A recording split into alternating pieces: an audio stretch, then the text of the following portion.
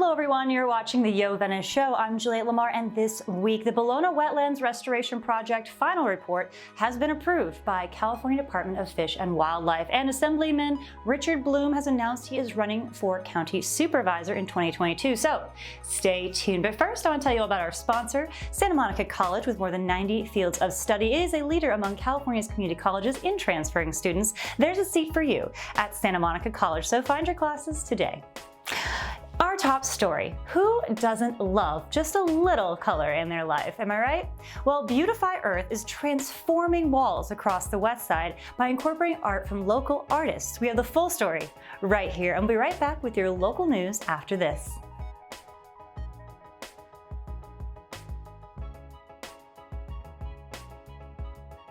It was called Stinkin' Lincoln, and no one wanted to look at it. I was like, all right, let's do something about it. I started to do something about it. I started work with folks to get approvals and create some art. We can either work on one-off wall projects, or we work in large-scale projects and manage sort of arts programs for cities and corporations.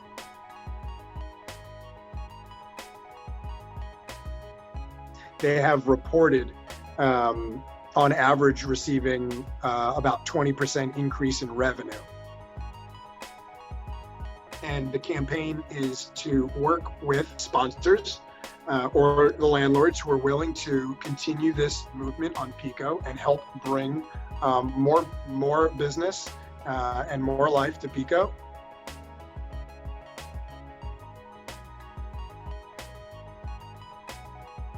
And now for what's happening in your neighborhood. The Ballona Wetlands Restoration Project final environmental impact report has gotten the stamp of approval by the California Department of Fish and Wildlife, despite persistent opposition from activists. So what does it all mean now? Well, next steps are the submission of a final design for the project and the completion of a federal environmental review, which is expected to take an additional 2.5 years of approval process. Also, you have to wait for approvals from the Coastal Commission, Water Quality Control Board, and possibly other agencies are also required before construction can begin.